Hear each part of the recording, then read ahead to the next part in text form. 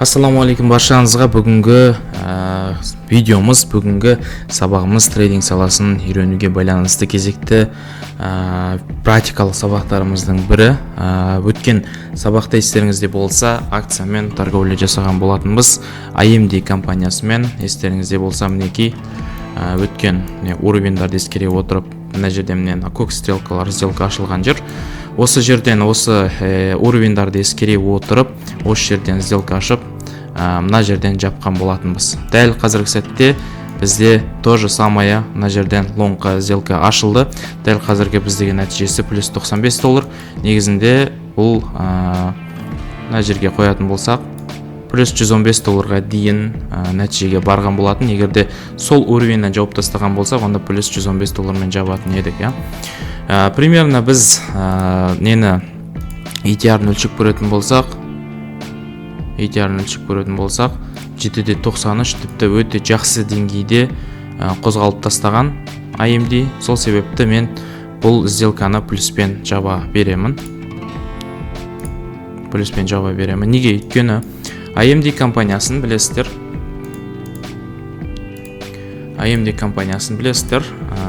Мен сіздерге finviz.com сайтынан көрсеткен болатымын. ETR деген нәрсені.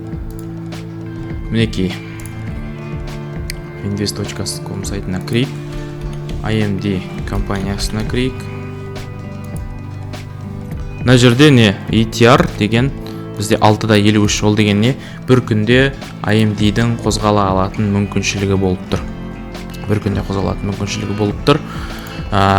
Жаңағы бізде ескеріп қарайтын болсақ, бүгін неше доллар қозғалып тастаған AMD? Мінекей 7.92, почти $8 дейін қозғалып тастаған. Сол себепті мен уже сделкамды жапқан болатымын. Жаңа ғана өздеріңіздің көздеріңізше бұл сделка қалай ашылды? Так, мына жерде естеріңізде болса, біз 1 сағаттықпен қарайтын болсақ, 1 сағаттық таймфреймге өтейік.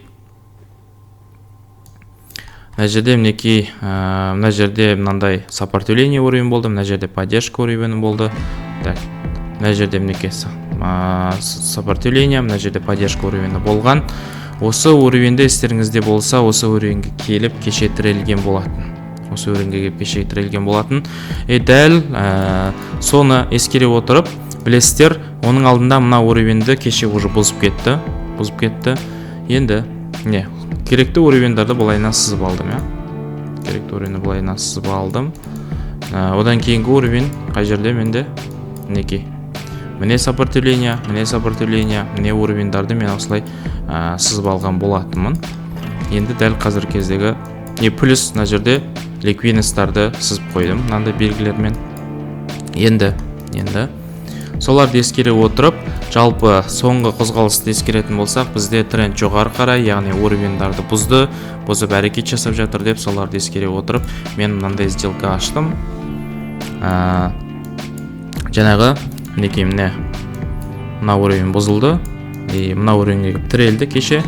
Бүгін премаркетте мынандай уровень пайда болды. Мына уровеньге келген кезде бір сделка аштым, потом мына премаркеттің уровеньіне келген кезде тағы бір сделка аштым.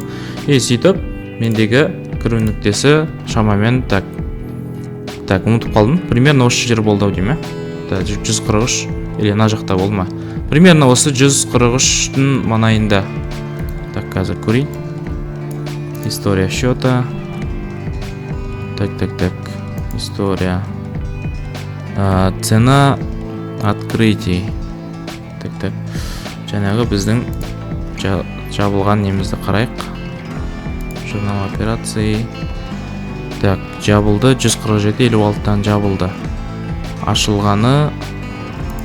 Так, примерно аласайық. Мен біреуі мына көк мына жерде тұр. Мына жерден ашылған. Біреуі мына жерден ашылған. Шамамен осы 143-тің маңайы ғой. Осы жақтан орташа есеппен алған кезде осы жерден ашылды. Мына жерден ашылды. Стоп-лоссты мен мына жерге қойдым. Неге?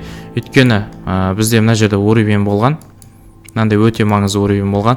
Оны кеше бұзды. Демек, оны бұзса, бұны жаңағы бұл сопротивление уровень еді. Оны бұзса, демек сол уровеньді уже бұзды. Енді келіп ретест жасап, сол жерден тым болмаған кезде менің стоп-лоссымды алмай, сол жерде поддержка уровені қылып алып кетуі мүмкін деп солайынан сделканы, стоп лоссты осы астына қойған болатынмын. Take profitті мына жаққа дейін қойғам. Мына жаққа дейін қойған болатынмын. Take profitті мына ликвидностарға дейін деп қойған болатынмын. Бірақ та мен оған жеткізбей жауып тастадым. Неге? Өйткені біріншіден ETR-ны орындап тастады, яғни бүгінгі күшін уже бітірді. Бүгінгі яғни бару керек жерлеріне барды. Яғни одан ары қарай уже плюс бізде үлкен глобальный уровень тұр.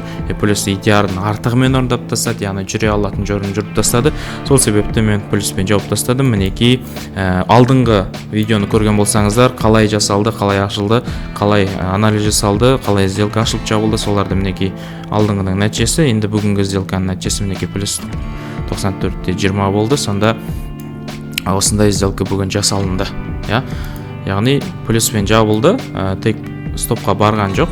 Take profitті мына жаққа дейін жетпеді, но жаңағы досрочно жабуға болатындай болды себептері. Өйткені өте жақсы өсіп берді, әрине минуспен жабылған жоқ. Бастысы почти 1-1,5-ға келеді. Акцияда ол нормально, өйткені акция белгілі бір уақыт аралығында қозғалады, еще ETR-мен қозғалады, кішігірім қозғалыстар болғандықтан 1-3 ұстау бізде қиынырақ, бірақ та өткен сделка бізде 1-3 идеально ұсталды, но көреміз, мүмкін ертеңгі қозғалысына байланысты біздің take profitқа дейін барып қалуы әбден мүмкін. Сделка қалай жасалынған түсінікті болған шығар, яғни уровеньдарды ескердік. Баға не істеді? Міне кеше бізде мына жерде сделкамыз жабылған. Енді мына жақта кешегі сделкасы қалып қалғандар, плюс мына жерде бүгін премаркетті жақсы өсіп кетті. Әрине жақсы өсіп кеткеннен кейін мына жақтағылар плюста отырады. Олар әрине олар не істейді?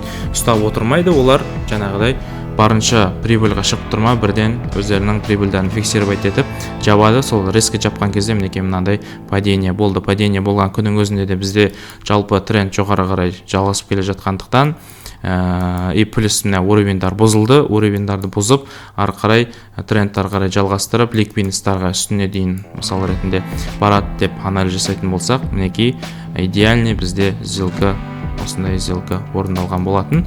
Плюспен жабылды. Бүгінгі нәтижесі осындай. Алдағы уақытта тоже самое осындай практикалық сабақтармен бөлісіп отыратын боламын. Ол үшін әрине видеоға лайк басып, комментарий жазып, қолдау білдіріп, каналға жазылып отырсаңыздар, видеоларды барынша тезірек тоқтаусыз шығарып отыруға тырысамын. Әлі де былайша айтқан кезде айту керек тақырыптар бар. Солай, сонымен бүгінгі торговлямызды аяқтадық.